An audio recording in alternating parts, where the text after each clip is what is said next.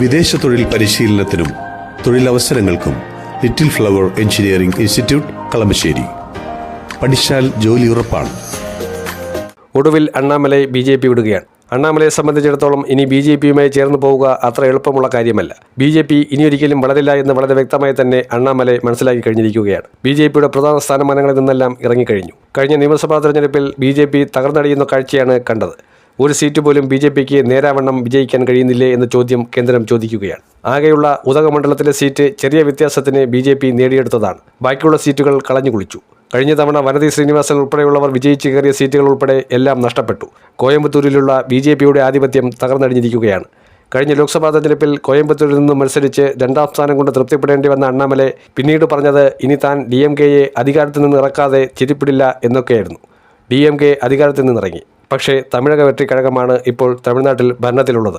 വിജയുമായി സഖ്യത്തിന് വേണ്ടിയുള്ള നീക്കമൊന്നും ഇനി നടക്കില്ല.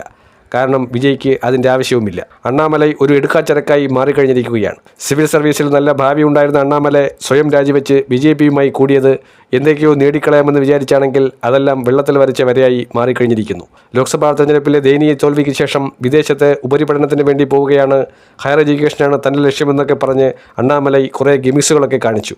തമിഴ് മക്കൾ തന്നോടൊരിക്കലും കനിവ് കാണിക്കില്ല എന്ന തിരിച്ചറിവ് അണ്ണാമലയെ വല്ലാതെ അസ്വസ്ഥരാക്കിയിരിക്കുകയാണ്.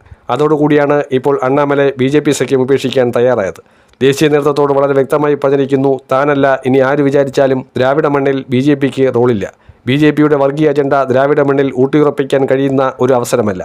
അതുമാത്രമല്ല, DMK പൊളിഞ്ഞതിന് ശേഷം കോൺഗ്രസ് പടിപടിയായി അവസരം മനസ്സിലാക്കി ഇപ്പോഴിതാ മന്ത്രിസ്ഥാനം വരെ നേടിയെടുത്തു കഴിഞ്ഞിരിക്കുകയാണ്. ആകെ 5 MLAമാരെ ഉള്ളുവെങ്കിൽ പോലും കോൺഗ്രസ് അതിശക്തമായിട്ടുള്ള ബുദ്ധിപരമായ നീക്കമാണ് നടത്തിയിരിക്കുന്നത്. ഇവിടെയാണ് അണ്ണാമലൈ മനസ്സിലാക്കുന്നത്, ഇനി തനിക്ക് പൊളിറ്റിക്സിൽ രാഷ്ട്രീയ ഭാവി വേണമെങ്കിൽ ഒന്നുകിൽ TVKയിൽ ചേരുക, അതല്ലെങ്കിൽ ഏതെങ്കിലും സഖ്യകക്ഷിയുണ്ടാക്കി TVKയോടൊപ്പം ചേർന്ന് പ്രവർത്തിക്കുക. AIADMK ഒക്കെ എല്ലാ രീതിയിലും പൊട്ടിപ്പൊളിഞ്ഞിരിക്കുന്ന അവസ്ഥയാണ്. മുൻപ് AIADMKയും BJPയും തമ്മിലുള്ള സഖ്യം പൊളിഞ്ഞത് പോലും അണ്ണാമലൈ കാരണമായിരുന്നു. BJP നേതൃത്വം അണ്ണാമലയെയും ഇപ്പോൾ തള്ളിക്കളഞ്ഞിരിക്കുകയാണ്.